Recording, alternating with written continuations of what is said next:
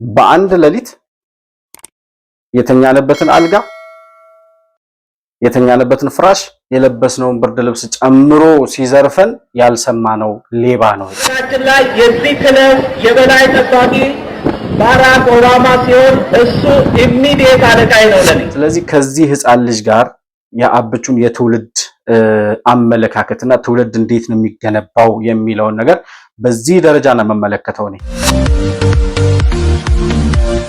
ጊዜ ይፈልጋል፣ እንክብካቤ ይፈልጋል፣ ጥበቃ ይፈልጋል። በጣም አጭበርባሪ፣ በጣም ደፋር፣ ነገር ግን ምንም የማያውቁ እንደ ባዶ ጀሪካን ሳይነኳቸው የሚጮሁ ምንም የሌላቸው ወጣቶች መካከል የምርጫ ምልክቴ ጩሉሌ ነው። ጩሉሌ ማለት ደቂቃ ካር በኋላ 5 ደቂቃ ዝምታ ያስፈልገኛል። እያራው እያለ 5 ደቂቃ ዝምታ ማንነትህን ቀይረው ጨካኝ ሰው ሆነ። ይሄ በዘር በብሔር በምናምን የሚደናቆረው የወያኔ ትውልድ አለ አይደል? አሁን በአብቹ ዘመን እየመጣ ያለው ትውልድ ደግሞ እንኳን አይደለም ወደ ክልል ልታወርደው ኢትዮጵያ ጠባቸው። አሌክሳንደር ሳሙኤል ይባላል። ከኢንሳ ታለንት ሴንተር ነው የመጣሁት። እዛ በቆየሁበት ቆይታዬ የራሴን ስታርታፕ ፋውንድ አድርጌ ፕላስ ደግሞ ከውጪ ካምፓኒዎች ጋር ዲሎችን አድርጌ አብርሃም አሰፋ እባላለሁ። የጤና ፈርስ የቴሌ ሄልዝ ቴክ ካምፓኒ ኦነር ነኝ። ቬሪ ሱን ፕሮባብሊ ኢን 12 to 18 months የኛን ኤአይ ሶሉሽን ወደ ሌላ ስዋሂሊ ተናጋሪ ወደ ሆኑ ቺቺዋ ኖርዝ አፍሪካ ላይ ሚድል ኢስት ላይ ላሉ ላንጉጆች ቴስት እያደረግን ነው አሁን ያለን። ውሃ ማቆር ብሎ የፈጠረው የደንቆሮ ቴክኖሎጂ ገበሬውን በወባ ጨረሰው። እንደዚህ ነው ወያኔ። ግማሹ ለምን ተያዙ፣ ግማሹ ለምን አልተያዙም ይላል። እኛ ልጆቹን ኢንከሬጅ ማድረግ ነው የምንፈልገው፣ ግን እየገሰጽን ጥያቄ አለኝ። ይመከራሉ፣ ይስተካከላሉ፣ ይለወጣሉ የሚል አመለካከት የለኝ። እነዛን የተበላሸውን ትውልድ በህግ ማዕቀፍ ነው የምታስተካክለው አብቹ።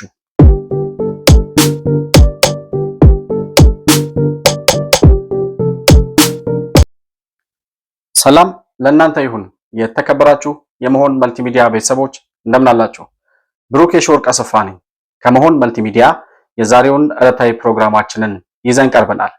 በዛሬው ፕሮግራማችን አብቹ በትላንትናው ዕለት በዲጂታል ኢትዮጵያ 2030 ዲጂታል ኢትዮጵያ 2013 ይፋ ባደረገበት ዕለትና የዲጂታል ኢትዮጵያ 2025ን በዘጋበት ወይም ደግሞ በተጠናቀቀበት ዕለት ያስተላለፈውን መልእክት መነሻ በማድረግ ከትውልድ ግንባታ ጋር ያለውን እየተሰራ ያለውን ስራ የምንቃኝበት ፕሮግራም ይዘን መጥተናል።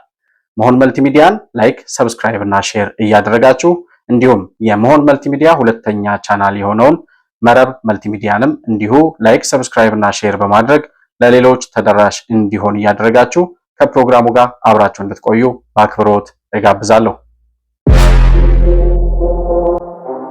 መሆን መልቲሚዲያ ዘረኝነትንና ጥላቻን የሚጸየፍ በሐሳብ የበላይነት የሚያምን እውነትንና ኢትዮጵያዊነትን ለማጽናት የሚተጋ ሚዲያ ነው። መሆን መልቲሚዲያን በሱፐር ቻት እና በሱፐር ስቲከር እንዲሁም በገንዘብ መደገፍ የምትችሉ መሆኑን በአክብሮት እንገልጻለን። ይህን ሚዲያ መደገፍ እውነትንና ኢትዮጵያዊነትን ማጽናት መሆኑን አውቃችሁ ሼር፣ ላይክ፣ ሰብስክራይብ በማድረግ ለሌሎች ተደራሽ ማድረጋችሁን አትርሱ። መሆን መልቲሚዲያ የአዲሱ ትውልድ ሚዲያ። እንግዲህ በተደጋጋሚ አብቹ ሲናገር እንደምንሰማው አሁን የምንሰራቸው ስራዎች ለዛሬው ትውልድ ወይም አሁን ላለው ትውልድ ወይም ለኛ ዘመን ትውልድ ሳይሆን እኛ እንደ ድልድይ መሸጋገሪያ ሆነን ሀገርን ለትውልድ ለማስተላለፍ የምናገለግል እንጂ አሁን የምንሰራት ወይም ደግሞ እየሰራናት ያለነው ምንመኛት እንድትሆን የምንፈልገው የበለጸገችው ኢትዮጵያ በእኛ ዘመን እውን እንድትሆን ወይም ትሆናለች በሚል ቅዠት ሳይሆን ለቀጣዩ ትውልድ የበለጸገችና ያደገች የሰለጠነች ኢትዮጵያን ለማስረከብ ነው ሲል በተደጋጋሚ ሲናገር እንሰማዋለን። ትውልድ በማፍራትና አንድን ትውልድ ኮትኩቶ በኢትዮጵያዊነት ለሀገር ከዛም አልፎ ለዓለም የሚበጁ የሚጠቅሙ ልጆችንና ትውልድን ለማፍራት የሚወስደው ወይም የሚሰራው ስራና አንድን ችግኝ ከፍል ዘመኑ ከፍል ጊዜው ጀምሮ ችግኝን አፍልቶ ተክሎ ከዚያ በኋላ ተንከባክቦ በማሳደግ ደረጃ ልዩነት አለ ወይ? ችግኝን ተንከባክቦ በማሳደግና ልጅን ተንከባክቦ በማሳደግ መካከል ወይም ትውልድን በማፍራት መካከል ምን አይነት ልዩነት ይታያችኋል? ልዩነቱስ አለው ወይ የሚለውን ነገር እያያያዝን እንድናየው ነው የምፈልገው ዛሬ። አብቹ እንግዲህ ከገና ወደ ስልጣን እንደመጣ አካባቢ አዳፕት ያደረገው ወይም ደግሞ በማደጎ ወይም በጉዲፈቻ ወስዶ የሚያሳድገው ወንድ ልጅ እንዳለው ይታወቃል። የአረንጓዴ አሻራ ችግኝ በተጀመረበት ችግኝ ተከላው በተጀመረበት ጊዜ ነበር አብቹ ገና ያ ልጅ ገና 1 ዓመት አልሆነውም ነበር፣ አራስ ነበር ገና ያኔ። ከዚያ በኋላ አሁን 5ኛ ዓመት ላይ ደርሶ አረንጓዴ አሻራ ወደ 7.5 ቢሊዮን ችግኝ በተተከለበት ሰዓት አድጎ 6 ዓመት ሆኖት እንመለከተዋለን ልጁ። እስቲ ከመጀመሪያው ገና የ1 ዓመት ልጅ ሆኖ አብቹ ጋር ችግኝ ሲተክልና ከዚያ በኋላ ደግሞ ባለፈው ዓመት 2017 ላይ አድጎ ከአብቹ ጎን ያየነውን ህፃን ልጅ እንመልከትና ከችግኝ ተከላው ጋር ምን ያገናኘዋል የሚለውን ነገር እናወራለን።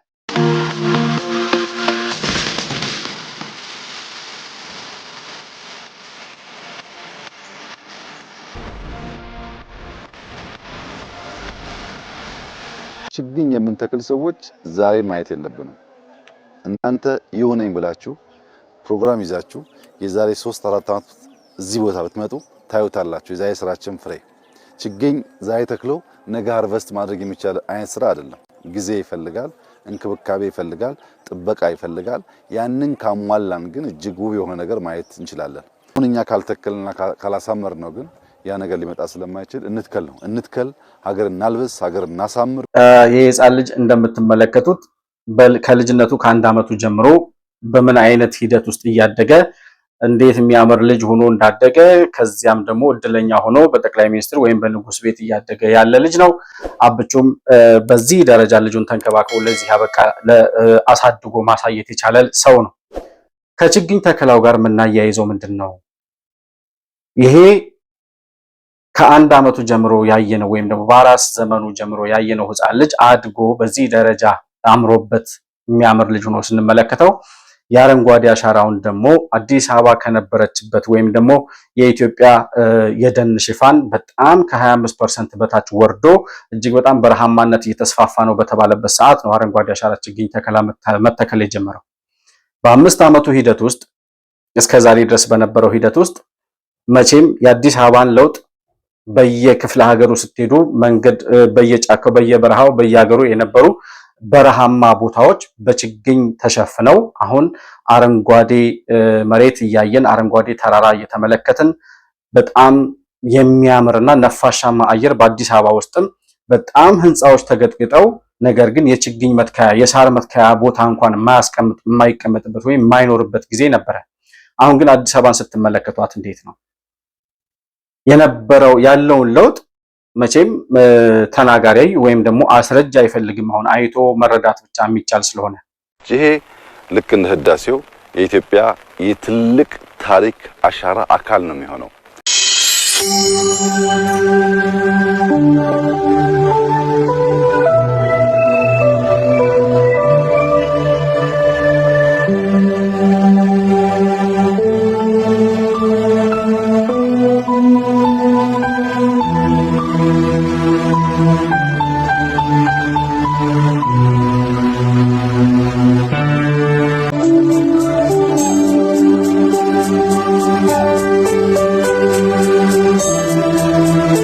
በግሪን ሌጋሲ አትርፈናል።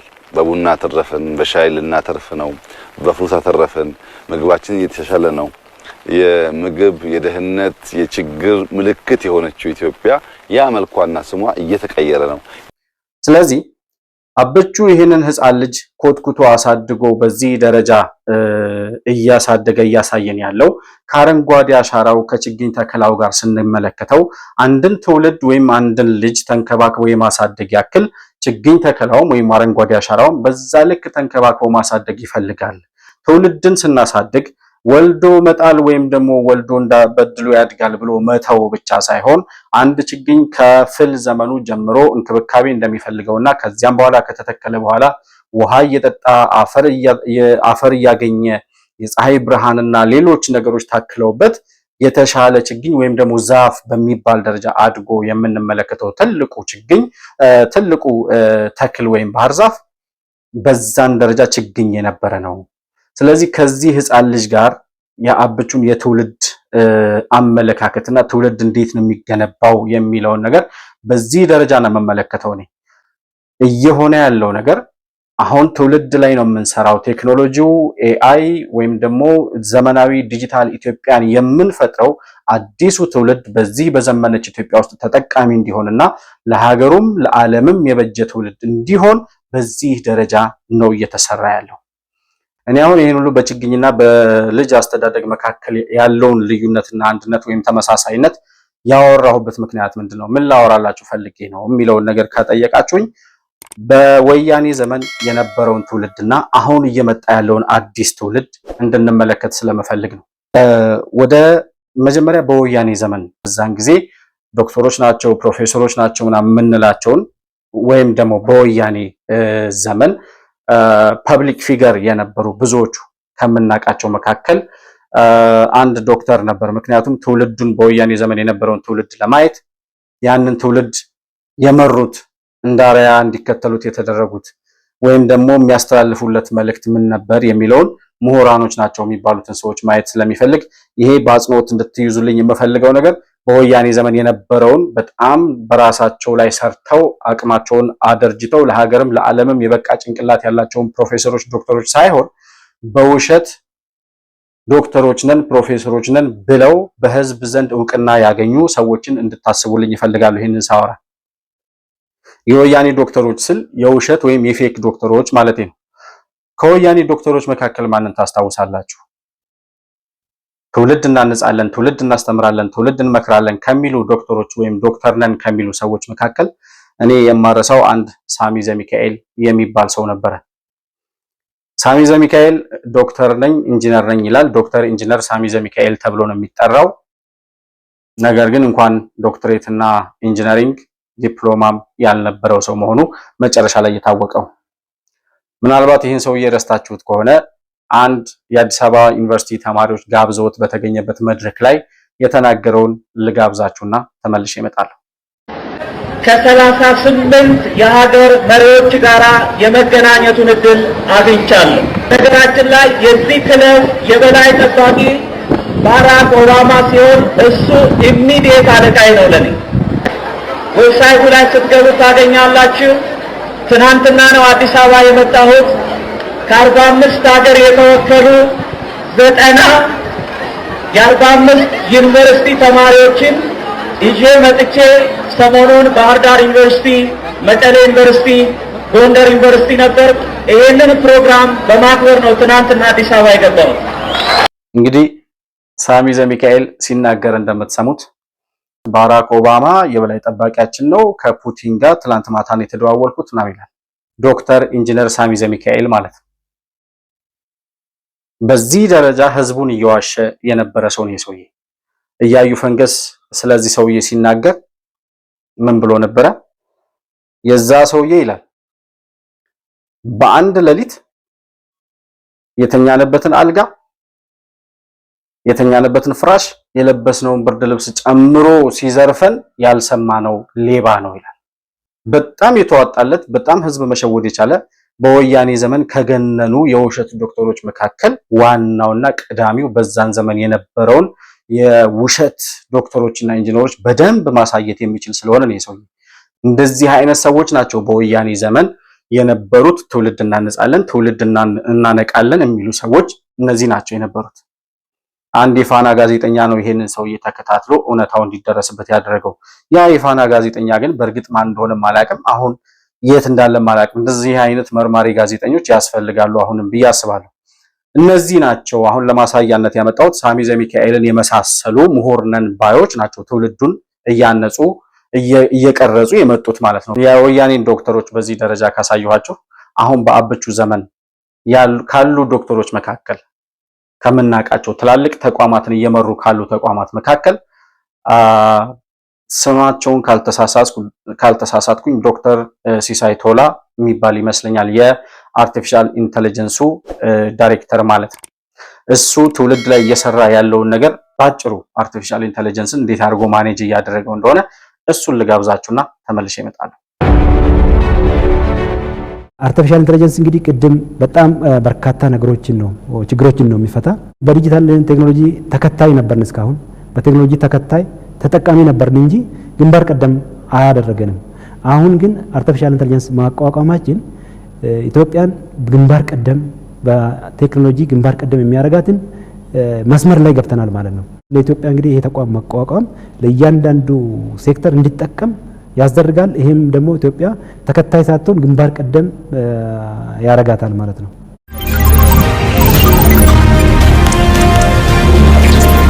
ከታች መጀመር አለበት ነው። ከታች ሲጀመር አንደኛ በትምህርት ካሪኩለም ውስጥ አርቲፊሻል ኢንተለጀንስ መግባት አለበት።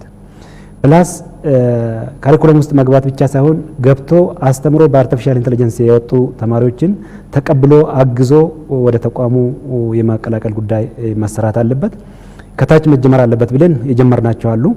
አሁን እንግዲህ በየኤሌመንተሪ በየሃይስኩሉ በዩኒቨርሲቲ ደረጃ እነዚህ በአርቲፊሻል ኢንተለጀንስ ዲፓርትመንቶች መከፈትና መጀመር አለባቸው ብለን ከከፍተኛ ትምህርት ተቋማት ጋር ጀምረናል፣ ከዩኒቨርሲቲ ጋር። በእነዚህ በሁለቱ ዶክተሮች መካከል የምናየው ልዩነት ግልጽ ነው። ዶክተር ሲሳይ ቶላ በምንም አይነት ተአምር ወጥቶ ስለሆነ ነገር ሲዘባርቅ ስለሆነ ነገር ሲያወራ ምናምን አታዩትም። ግን በጣም ተአምር ሊባል በሚችል ደረጃ ኢትዮጵያን በአርቲፊሻል ኢንተለጀንስ ታዋቂ የሆነ ተቋም እንድትገነባ ከዚያም አልፎ ትውልድ በዛ ውስጥ እየታነጸ እንዲወጣ ማድረግ የቻለ በአጭር ጊዜ ውስጥ ትልቅ በአፍሪካ ሳይሆን በዓለም ደረጃ ተወዳዳሪ መሆን የቻለ የአርቲፊሻል ኢንተለጀንስ ተቋም እየመራና ማደርጀት የቻለ ትውልድን እያነጸ ያለ ታላቅ ሰው ነው። በወያኔ ዘመን የነበረው ዶክተር ግን ዲፕሎማም ሰርቲፊኬትም ሳይኖረው ከነ ኦባማ ጋር ከነ ፑቲን ጋር ደዋወላለው፣ ትላንትና ማታ ከፑቲን ጋር ያወራሁት የመጨረሻ ስልኬ ነው እያሉ ኦባማ የበላይ ጠባቂያችን ነው እያሉ ሲዋሹ ትውልድን ሲያበላሹ የነበሩ ሰዎች ነበሩ። የዶክተሮቹን ልዩነት በዚህ ደረጃ ካየን እነዚህ ሰዎች የሚያፈሯቸው ትውልዶች ደግሞ ምን ይመስላሉ? ያፈራው ትውልድ ወያኔ ያፈራው ትውልድና አሁን በብልጽግና ዘመን አዲሱ ትውልድ እየመጣ ያለው ትውልድ ምን ይመስላል የሚለው ልዩነት ደግሞ እንድናይ ይፈልጋል። የመጀመሪያው በወያኔ ዘመን ከሚጠቀሱ በጣም አጭበርባሪ፣ በጣም ደፋር ነገር ግን ምንም የማያውቁ እንደ ባዶ ጀሪካን ሳይነኳቸው የሚጮሁ ምንም የሌላቸው ወጣቶች መካከል አንድ ጩልሌ የሚባል ፓርቲ አደራጅቻለሁ የሚል ወጣት ነበር። አው የምርጫ ምልክቴ ጩልሌ ነው። ጩልሌ ማለት ከርቀት 6000 ኪሎ ሜትር ላይ ከሰማይ ሆና እንትኖችን ወይ ደግሞ የምትመገበውን ወይ ደግሞ ለልጆቿ ለቤተሰቧ የምታበላውን ነገር በርቀት የምታይ ማለት ነው። ያም ልክ እንደ ጩልሌ ነው። ለምሳሌ የኛም የምርጫ ምልክታችን ጩልሌ ነው። ያንን ጩልሌ ሰዎች ይመርጣሉ። ጩልሌ ትርጉሙ ብዙ ነው፣ ግን በርቀት ማየት አንድ ነገር ከመከሰቱ ከመምጣቱ በፊት በደንብ የሚያይ የሚያስተውል። ይሄ ልጅ በቅርቡ በቲክቶክ ላይ በነበረ ባለፈው የቲክቶከሮች በታሰሩበት ጊዜ አንዱ ታሳሪም እሱ እንደነበረ ሰምቻለሁ። ይሄ ልጅ እንግዲህ እንደ ማሳያ ያቀረብኩት በፖለቲካው ዘርፍ እንኳን ሀገር ለመምራት ምን እንደሚያስፈልግ ምንም አይነት ኖሃው የሌለው ሰው፣ ስለ ፖለቲካ ምንም አይነት ዕውቀት የሌለው ሰው ከስሙ ጀምሮ ማላገጫ የሆነ ጩልሌ የሚባል ፓርቲ ይዤ መጣሁ ብሎ በኦኤምኤን ሚዲያ ሳይቀር በተለያዩ ዩቲዩብ ቻናሎች ላይ እየቀረበ ኢንተርቪው ይሰጥ ነበር። ለህዝብ ክብር የለውም። ህዝብን ይንቃል፣ ዕውቀትን ይንቃል። ማህበረሰብን፣ ሀገርን በሀገር ደረጃ ለማዋረድና ምንም ነገር ሳይኖረው ነገር ግን ፐብሊክ ፊገር ለመሆን ይጣጣርና ይሞክር የነበረ ሰው ነው። ወያኔ ያፈራው ፍሬ ከግንቦት 20 ፍሬዎች መካከል አንዱ ይሄ ጩልሌ የተባለው ሰውዬ ነው። አሁንም በቅርብ ተይዞ የነበረው እዛው ቲክቶክ ላይ በሚሰራቸው አልባሌ ወሬዎችና አላስፈላጊ ተግባራት። ሌላ ልጨምርላችሁ። በወያኔ ዘመን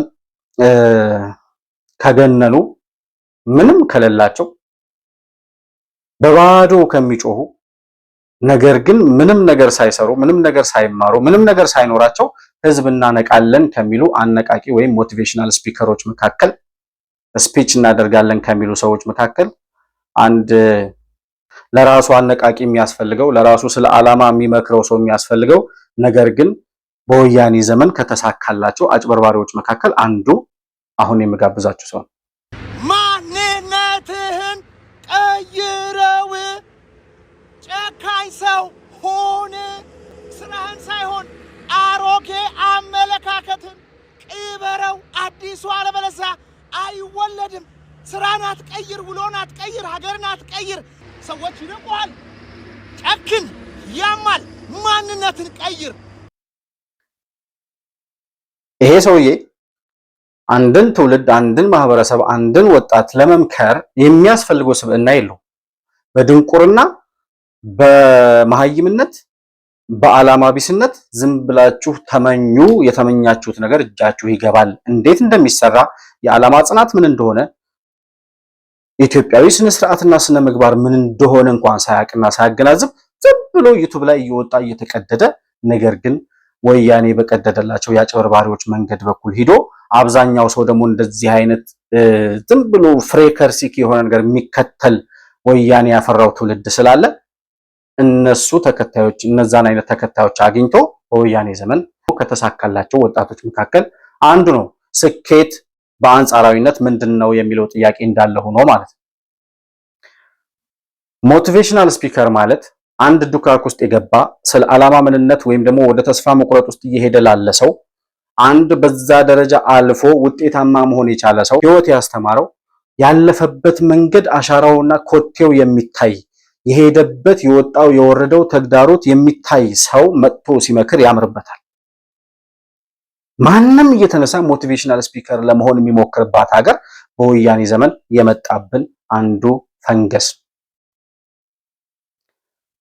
በሶስተኛ ደረጃ የሚጋብዛችሁ ከቲክቶክ ውስጥ አነጋጋሪ ሰዎች ከነበሩትና በቅርቡም ታስረው ከተፈቱት ወጣቶች መካከል አዶናይ የተባለው ወጣት በጣም ቲፒካል የወያኔን ልጆች የወያኔን ትውልድ ማሳያ የአሮጋንስ የዲስሪስፔክት የኢግኖራንስ ማሳያ የሆነው አሁን የሚጋብዛችሁ አዶናይ የሚባለው ወጣት ታዋቂ ሆነ ማራት አትችልም ልንገራችሁ ታዋቂ ከሆንክ ውጭ ማራት አትችልም ያጋጠመኝ ነገር ልንገራችሁ ቅድም ማለት ነው አሬ መጥቶብኛል በቃ እየፈለኩኝ ነው በቃ ሽንት ቤት ገባችሁ ሴፍ የሆነ በር ያለው ማለት ነው ከዛ ነው ምላችሁ በሰላም ታረኩኝና የ5 ደቂቃ ካር በኋላ 5 ደቂቃ ዝምታ ያስፈልገኛል እያራው ይያለ 5 ደቂቃ ዝምታ የሚያናግረኝ ሰው አልፈልግ መናገር አልፈልግ እኔ እሱ ያወራውን አልደግመውም አሁን ነገር ግን እንደዚህ አይነት ቆሻሻ ያወራ በእንደዚህ አይነት ቆሻሻ መልእክት 4 ሚሊዮን ተከታይ ማፍራት የቻለ ይሄን ቆሻሻ የሚያዳምጡ 4 ሚሊዮን ተከታዮች የሚከተሉት ደግሞ አዲሱ ትውልድ ብቻ አይደለም ያለፈባቸው በ50 ዓመትና ከ50 ዓመት በላይ የሆኑ ሰዎች ሁሉ ይሄን ሰውዬ የሚደግፉ ይሄን ልጅ የሚደግፉ ሰዎች አሉ። ወያኔ ትውልድ እንዲደነቁር ያደረገው በዓላማ ነው። በዓላማ መምህራን ተማሪዎችን መቅጣት እንዲያቆሙ አድርጎ የጎረቤት ሰው ወይም የጎረቤት ወላጆች የጎረቤቶቻቸውን ልጆች መጠበቅ እንዳይችሉ በማህበራዊ ህይወት ላይ በተሰራ ተንኮል ማንንም የማንን ልጅ እንዳይቆጣጠር በተደረገ በጣም በሴራና በተንኮል በተሰራ ስራ ልጆች አፈንጋጭ እንዲሆኑ ጋጠወጥ እንዲሆኑ ወላጅ እንዳያከብሩ ጎረቤት እንዳያከብሩ ታላላቆቻቸውን የማይሰሙ አፈንጋጭ ትውልድ እንዲፈጠር ያደረገ ወያኔ ነው። መምህራን ወላጅ ተማሪዎችን መቅጣት ያቆሙት ወያኔ ከመጣ በኋላ ነው። ለምን ካላችሁ ወያኔ ከመጣ በኋላ ተማሪዎች መምህራኖቻቸውን እንዲገመግሙ ተደረገ። ተማሪዎች ገምግመው በሚሰጧቸው ውጤት ነው መምህራኖች እድገት የደሞዝ እርከን ምናምን የሚያገኙት ማለት ነው። የሚቀጣ የሚገርፍ የሚቆጣ አስተማሪ ከሆነ ተማሪዎቹ ማርክ ሲሰጡ ለዛ መምህር 0 ይሰጡታል ማለት ነው። ስለዚህ እድገት አያገኝም። በተማሪዎቹ የሚገመገም መምህር እንዲፈጠር አድርጎ መምህራኖቹ ደግሞ እድገትም ደሞዝ ጭማሪም ስለሚፈልጉ ለምን እቀጣለሁ ተማሪ ከቀጣኋቸው 0 ይሰጡኛል የሚል አመለካከት እንዲፈጠር በማድረግ መምህራኖች ተማሪዎቻቸውን መቅጣት እንዲያቆሙ አደረገ። በዛው ልክ ነው ማህበራዊ ህይወት ላይ ገብቶ የጎረቤት ወላጆች የጎረቤቶቻቸው ልጆች እንዳይቆጡ የሶሻል ካፒታላችን እንዲሸረሸር ወይም ሶሻል ላይፋችን እንዲበላሽ ያደረገው። በዚህ ደረጃ የፈሩትና አዶናይ የግንቦት 20 ፍሬዎች እነማን ያዘዋል? እነ የውሸት ዶክተሩ ሳሚ ዘሚካኤል የወያኔን ትውልድ ማሳያ በጣም ከበቂ በላይ ናቸው ብዬ አስባለሁ። ይሄ አዶናይ የተባለ ሰውዬ የሚያወራውን ሰምታችሁታል። እንደዚህ አይነት ቆሻሻ እያወራ የሚከተለው ሰው ማግኘቱ ይገርመኛል። አንድ ሰው ማግኘቱ ይገርመኛል። እኔ ለመረጃ ስለምፈልገው ነው የምሰማው። ነገሮችን በአጽንኦት ወላጅም የሚመለከተው አካልም እንዲከታተለው ስለምፈልግ ነው በተደጋጋሚ የምሰራው እንጂ እሱን የሚወራም የሚነገርም ታሪክ ኑሮት አይደለም። አብቹም አሁን ሰሞኑን ታስረው በተፈቱት ቲክቶከሮች ላይ አንድ መልእክት አስተላልፎ ነበር። ከቲክቶክ ጋር ተያይዞ በቁጥጥር ስር የዋሉ ወጣቶች ነበሩ። እነዚያ ወጣቶች ለኢትዮጵያ አስፈላጊ ናቸው። ያንን አውድ ተቀላቅለው ፈጥረው ለመማር ስራ ለመስራት መሞከራቸው ሊበረታታ የሚገባው ጉዳይ ነው። ነገር ግን ሲማሩ ከውጭ መማር ያለባቸውን ዕውቀትና መጠበቅ ሴፍጋርድ ማድረግ ያለባቸውን የኛን ባህል የኛን ፍላጎት ከቀላቀሉ ግን ጥፋት ያስከትላል። ለዚያ ደግሞ መገሰጽ መመከር ያስፈልጋል ማለት ነው። ግማሹ ለምን ተያዙ ግማሹ ለምን አልተያዙም ይላል። እኛ ልጆቹን ኢንከሬጅ ማድረግ ነው የምንፈልገው፣ ግን እየገሰጽን እያስተማርን ተመክረዋል፣ ተገስጸዋል። እኛ የምንፈልገው ማበረታታት ነው ብሏል። ነገር ግን የወያኔ ደናቁርት ወያኔ ያደነቆረው ትውልድ በአብቹ ምክር ይመለሳል ወይ የሚለው ጥያቄ ውስጥ ነው። እኔ ጥያቄ አለኝ። ይመከራሉ፣ ይስተካከላሉ፣ ይለወጣሉ የሚል አመለካከት የለኝ። እነዛን የተበላሸውን ትውልድ በህግ ማዕቀፍ ነው የምታስተካክለው አብቹ። እኔ ማለት የምፈልገው ይሄንን ነው። አንድ ጊዜ ወደ አሮጋንስ በድንቁርና በድድብና ማንንም ባለመስማት ማንንም ባለማክበር ኢትዮጵያዊ ስነ ስርዓትን በመሸርሸር ታዋቂ መሆን የቻሉ ሰዎች አሁን ተመልሰው ስነ ምግባር ይማራሉ፣ ግብረ ገብ ይኖራቸዋል የሚል አመለካከት የለኝም። ስለዚህ እነሱን በተለይ ሶሻል ሚዲያው ላይ የህግ ማዕቀፍ አስቀምጦ በስነ ስርዓት ትውልዱ እንዲንቀሳቀስ ማድረግ ያስፈልጋል።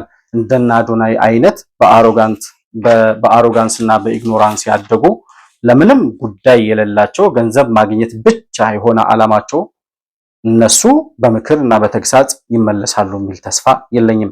ነገር ግን ቲፒካል የወያኔ ዘመን ትውልድ ማሳያዎች እነዚህ ሶስቱ ሰዎች ናቸው። ከምሁራን ከፈለጋቸው ሳሚ ዘሚካኤል ምንም ሳይኖራቸው ምንም ነገር ሳያውቁ ሞቲቬሽናል ነን ብለው ኢትዮጵያዊን ወጣት እናነቃቃለን ብለው ከሚያደነቁሩ ሰዎች መካከል ደግሞ ይሄ ሳሚ ዘሚካኤል ማን ያዘዋል የሚባለው።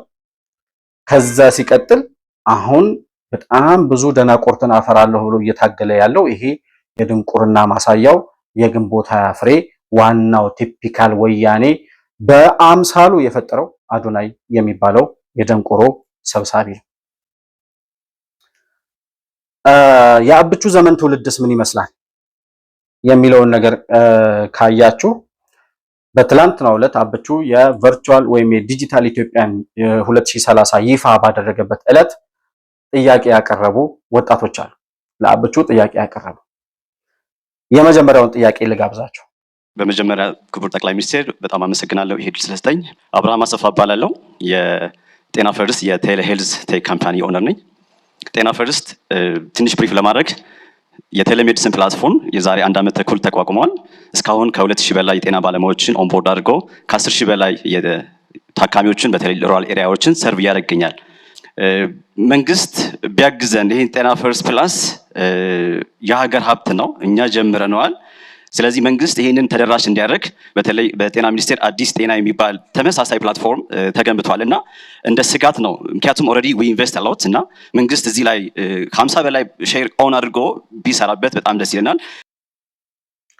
የመጀመሪያው ልጅም እንደሚያወራው የህክምና ባለሙያ ይመስለኛል፣ እሱም ዶክተር ይመስለኛል።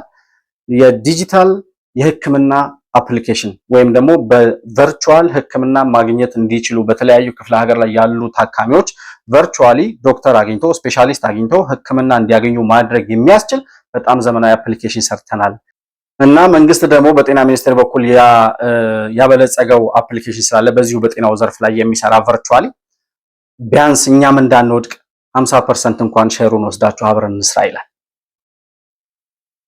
እንደነ ሳሚ ዘሚካኤል አይነት ምንም ሰርቲፊኬት ሳይኖራቸው ዶክተር ነን የሚሉ ሳይሆኑ ከራሳቸው አልፈው የተማሩትን ትምህርት በወጣትነታቸው ገጠር ላለው ማህበረሰብ ቨርቹዋሊ ህክምና ማግኘት እንዲችል ማድረግ የሚችሉ በጣም የተማሩ በዶክትሬት ደረጃ በፕሮፌሰርነት ደረጃ ያሉ በጣም ወጣት አዳዲስ ልጆች እየመጡ ነው። ሁለተኛውን ልጋብዛችሁ። ስሜ ቅዱስ ያሬድ ይባላል። የሀሳብ ኤአይ ፋውንደር እና ዋና ስራ አስኪያጅ ነኝ። ሁለት ጥያቄዎች አሉኝ። የመጀመሪያው ጥያቄ በኤአይ ኢንስቲትዩት በኩልም ሰፖርቶችን እያገኘን ነው፣ በዛ ማመስገን ፈልጋለሁ። ግን አሁን ወደ ፐብሊክ ኦርጋናይዜሽንስ ላይ የእኛን አይዲያዎች፣ የእኛን ፕላትፎርሞች፣ የእኛን ሶሉሽኖች ይዘን በምንመጣበት ጊዜ ዋት ኢዝ ዘ ሪስክ አፐታይት ኦፍ ዘ ገቨርንመንት ኤክስፓንድ ስለማድረግ ቅድም ተነስቶ ነበረ ከሀገር ውጪ። የእኛም ሶሉሽን ቬሪ ሱን ፕሮባብሊ ኢን 12 to 18 months የእኛን ኤአይ ሶሉሽን ወደ ሌላ ስዋሂሊ ተናጋሪ ወደ ሆኑ ቺቺዋ ኖርዝ አፍሪካ ላይ ሚድል ኢስት ላይ ላሉ ላንጉጆች ቴስት እያደረግን አሁንም ያለ ነው። በዛ አንጻር ምን አይነት ሰፖርትን ለማድረግ ታስቧል የሚለው በጣም አመሰግናለሁ። ቴንክ ዩ። ይሄ ልጅ ሁለተኛ ላይ የተናገረው ልጅ አርቲፊሻል ኢንተለጀንስ ላይ ነው የሚሰራው እና አርቲፊሻል ኢንተለጀንስ ላይ የምንሰራቸው ስራዎች ወደ ምስራቅ አፍሪካ እንዲሰፉ እንፈልጋለን፣ ስለዚህ መንግስት ሳፖርት ያድርገን ይላል። ከአንድ ክልል ይሄ በዘር በብሔር በምናምን የሚደናቆረው የወያኔ ትውልድ አለ አይደል? አሁን በአብቹ ዘመን እየመጣ ያለው ትውልድ ደግሞ እንኳን አይደለም ወደ ክልል ልታወርደው ኢትዮጵያ ጠባቸው ወደ ምስራቅ አፍሪካና ወደ ምዕራብ አፍሪካ ወደ ተለያዩ ወደ ደቡብ አፍሪካ የተሻሉ በአፍሪካ ደረጃ በዓለም ደረጃ መስፋት የሚፈልጉ ልጆች ናቸው።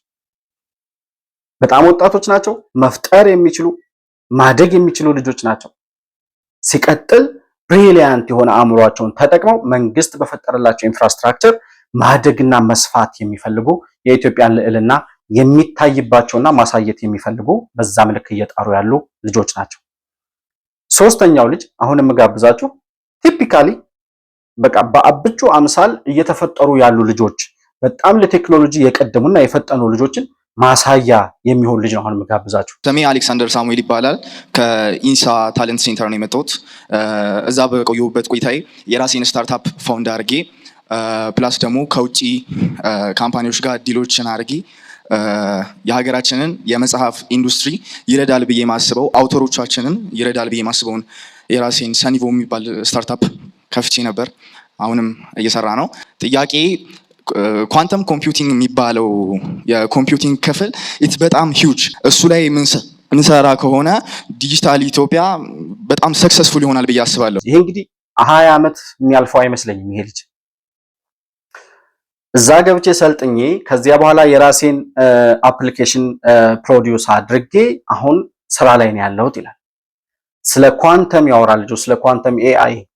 እኔ አሁን የዚህ አይነት የቴክኖሎጂው ብዙም ኖሃው ስለሌለኝ በማንበብ ከማገኘው ነገር በስተቀር ብዙም ወደዛ አይደለም። እኔ ወደ ሶሻል ሳይንሱ ነው የኔ ፕሮፌሽን። ነገር ግን እንደዚህ አይነት ለቴክኖሎጂ የቀደሙና የፈጠኑ ልጆች እየተፈጠሩ ነው። በሁለቱ ትውልድ መካከል ያለው ልዩነት በጣም ግልጽ ነው። የወያኔ ትውልድ በአሮጋንስ ማንንም ባለማክበር በድንቁርና ምንም ሳይኖራቸው እንዳላቸው ምንም ሳይሆኑ እንደሆኑ መስለው ለመታየት የሚጥሩ የደናቁርት ምልክቶች ናቸው። የአሁኖቹ የአብቹ ዘመን ትውልድ ደግሞ አብቹ እያፈራ ያለው ትውልድ አቅም ያለው ከራሱ አልፎ ለሀገር፣ ከሀገር አልፎ ለአፍሪካ፣ ከአፍሪካ አልፎ ለዓለም መትረፍ የሚችል ጭንቅላት ያላቸው ልጆች እየመጡ ያለበት ዘመን ላይ ነው ያለነው። አብቹ ብዙ ጊዜ የሚለው ነገር አለ፣ መፍጠርና መፍጠን የሚለው ነገር አለ። በዛ ልክ መፍጠርንም መፍጠንንም በእኩልነት ወይም በጋራ በአንድነት ማስኬድ የቻሉ በወጣትነታቸው ብዙ ነገር ለመስራት አቅም ያላቸው ልጆች ናቸው እየተፈጠሩ ያሉት። አሁን የሚፈጥሩትም ሆነ የሚፈጥኑት እነዚህ ልጆች በአብቹ ዘመን እየመጣ ያለው ትውልድ የሚፈጥኑትም ለዘር፣ ለብሔር፣ ለጎሳ፣ ለሆነ ሀገር፣ ለሆነ አካባቢ ሳይሆን ለኢትዮጵያ፣ ከዚያም ለኢትዮጵያ ሕዝብ ሲያልፍ ለአፍሪካ፣ ሲያልፍ ደግሞ ለዓለም የሚተርፍ ጭንቅላት ያላቸው በጣም በጣም ንቁና የሰለጠኑ ልጆች ናቸው። ይህን መድረክ ስትመለከቱ መድረኩ ላይ ያለው ስቴጁ ላይ ያለውን ሲን ራሱ ስትመለከቱት የስቴጁ ድባብ ከጀርባ የምትመለከቱት የቴክኖሎጂ ኔትወርክ የሚመስል ዲስፕሌይ በዚህ ደረጃ ሀገር እየተሰራ ስንመለከት ገና በ5-6 ዓመት ውስጥ ነው አርቲፊሻል ኢንተለጀንስም ሳይንስና ቴክኖሎጂ ሚኒስቴርም በዚህ ደረጃ እየሰራ ያለው ሀገር በጦርነት እየታመሰች በዘረኞችና በብሔርተኞች እየተበጠበጠ ባለ መንግስት ነው ይሄ ሁሉ እየተሰራ ያለ። በወያኔ ዘመን የምናውቀው ቴክኖሎጂ ምንድን ነበር? በዛን ዘመን ዲጂታል መታወቂያ እንኳን ለማዘጋጀት ሙከራ አልተደረገም። ወያኔ የሚያውቀው አንድና አንድ ቴክኖሎጂ ምንድን ነበር? ውሃ ማቆር የሚባል ቴክኖሎጂ ነበር። ውሃ ማቆር ጉድጓድ ይቆፈራል። እዛ የተቆፈረው ጉድጓድ ላይ ጥቁር ላስቲክ ይነጠፋል። እዛ ጥቁር ላስቲክ ላይ ውሃ ይጠራቀማል። ከዚያ በኋላ ክዳን ይኖረዋል። ገበሬው ከዛ እየጠለቀ አትክልት ያለማል። ጎመንና ሰላጣ ያሳዩን ነበር በኢትዮጵያ ቴሌቪዥን ልጆች እያለ። ውሃ ማቆር ብሎ የፈጠረው የደንቆሮ ቴክኖሎጂ ገበሬውን በወባ ጨረሰው። እንደዚህ ነው ወያኔ የሚያውቀው ቴክኖሎጂ ይሄ ነው። ከውሃ ማቆር አውጥቶ ወደ ኳንተም ኤአይ ያደረሰን አብቹ የተባለው ለቴክኖሎጂ የላቀ ጭንቅላት ያለው በጦርነት በብጥብጥ ውስጥ ሀገርና ትውልድ እየሰራ ያለው ታላቅ መሪ ነው። እንኳን ያንን ከውሃ ማቆር የማይላቀቅ ወያኔ የሚባል እሾህ ከኢትዮጵያ ስልጣን ላይ ነቀልክልን። እኔ አብቹ ውለታ አለብኝ የምለው እኮ አንደኛ ወያኔ ስለነቀለልኝ። አብቹ ስለሰራው ስራ አንድ ምስክርነት የሚሰጠን ወይም ደግሞ አሁን ስለ ቴክኖሎጂ ባለው የላቀ አመለካከት ሀገር በአርቲፊሻል ኢንተለጀንስ ሊፕ ፍሮግ የሚለው መቅደም አለብን፣ ሊፕ ፍሮግ ማድረግ አለብን፣ ተከታይ መሆን የለብንም፣ ተከታይነት ሰለቸን ይላል የትላንትናው ፕሮግራም ላይ ራሱ። እና ሊፕ ፍሮግ ማለት ከመጣው ጋር አሁን ካለው ቴክኖሎጂ ጋር ቀድመን ተራምደን ዘለን መድረስ አለብን፣ እየተከተልን አንደርስባቸውም። በዛ ደረጃ እየፈጠነ ያለው ቴክኖሎጂ ምን ያህል ቢረዳው ነው የሚለውን የሳይንስና ቴክኖሎጂ ሚኒስትር የሆኑት ትላንትና መድረኩን ሲመሩ የነበሩት ዶክተር በለጠ ሞላ ስለ አብቹ የሚናገሯት አጭር መልእክት ልጋብዛችሁና ተመልሼ እመጣለሁ። እንግዲህ የዲጂታል ኢኮኖሚ ሽግግር እንዲሳካ ታለንት ያስፈልጋል፣ የህግ ማዕቀፍና ፖሊሲ ያስፈልጋሉ፣ ኢንፍራስትራክቸር ያስፈልጋል፣ ተቋማት ያስፈልጋሉ። እነዚህ ሁሉ ተሰናስለው ስራ ላይ ሲውሉ የዲጂታል ኢኮኖሚ ግንባታ ይፈጠራል፣ ሽግግርም እውን ይሆናል። ግን ደግሞ አንድ መሰረታዊ ፋክተርም ይኖራል። ክቡር ጠቅላይ ሚኒስትር፣ እኔ አብሬ በዘለኩባቸው ዓመታቶች በጣም ኢምፕረስ ካደረገኝ ጉዳይ ውስጥ ለቴክኖሎጂ ያላቸው የቀረበ ቴስትና ፕሮፊሸንሲ በእርግጥም ኢትዮጵያ ውስጥ የዲጂታል ኢኮኖሚ ሽግግር እንዲሳካ አንድ ልዩነት የሚፈጥር ፋክተር መሆኑን በዚሁ አጋጣሚ መናገር ፈልጋለሁ። ይሄ ትልቅ እድል ነው እና መመስገን ፈልጋለሁ። አዲሱ ትውልድ በዚህ ለቴክኖሎጂ ብሩህ አእምሮ ባለው መሪ እየተመራ ሀገሩን በሚወድ መሪ እየተመራ ትውልድን ለማፍራት የተለያዩ ኢንፍራስትራክቸሮችን እየገነባ ያለ ምቹ ሁኔታን ለትውልዱ ለመፍጠር እየተጋ ያለ መሪ ይዞ ለኢትዮጵያ፣ ለአፍሪካም፣ ለዓለምም የሚበቁ ልጆች የሚበቃ ትውልድ የማይፈጠርበት ምንም ምክንያት የለም እና ዛሬ ያለነው ከዘር ከብሔር ከቋንቋ ከምናምን ተሻግረን ስለ አፍሪካና ስለ ዓለም የሚያስቡ ልጆች እየተፈጠሩ ያለበት እንደና አዶናይ እንደ ወያኔ ልጆች በድንቁርና ሳይሆን በብቃት ተወዳድረው ማሸነፍ አእምሯቸውን ሽጠው ብዙዎችን ከጀርባቸው ማስከተል የሚችሉ አዳዲስ ትውልዶች በአብቹ ዘመን እየተፈጠሩ ስላየን ደስ ብሎናል። የዛሬው ፕሮግራም ይህንን ይመስላል። የአብቹን ትውልድና የወያኔን ትውልድ የተመለከትንበት የዛሬው ፕሮግራማችን ይህንን ይመስላል። መሆን መልቲሚዲያን ላይክ፣ ሰብስክራይብ እና ሼር ማድረጋችሁን አትርሱ። እንዲሁም ሁለተኛ ቻናላችንን መረብ መልቲሚዲያንም ላይክ፣ ሰብስክራይብ እና ሼር እያደረጋችሁ ለሌሎች ተደራሽ እንዲሆን እንድታደርጉ በአክብሮት ለማስታወስ እወዳለሁ። ከፕሮግራሙ ጋር አብራችሁ ስለነበራችሁ እጅግ በጣም አድርጌ አመሰግናለሁ። በሌላ ፕሮግራም እስከምንገናኝ ድረስ ሰላም በያላችሁበት ለእናንተ ይሁን። መሆን መልቲሚዲያ ዘረኝነትንና ጥላቻን የሚጸየፍ በሐሳብ የበላይነት የሚያምን እውነትንና ኢትዮጵያዊነትን ለማጽናት የሚተጋ ሚዲያ ነው። መሆን መልቲሚዲያን በሱፐር ቻት እና በሱፐር ስቲከር እንዲሁም በገንዘብ መደገፍ የምትችሉ መሆኑን በአክብሮት እንገልጻለን። ይህን ሚዲያ መደገፍ እውነትንና ኢትዮጵያዊነትን ማጽናት መሆኑን አውቃችሁ ሼር፣ ላይክ፣ ሰብስክራይብ በማድረግ ለሌሎች ተደራሽ ማድረጋችሁን አትርሱ።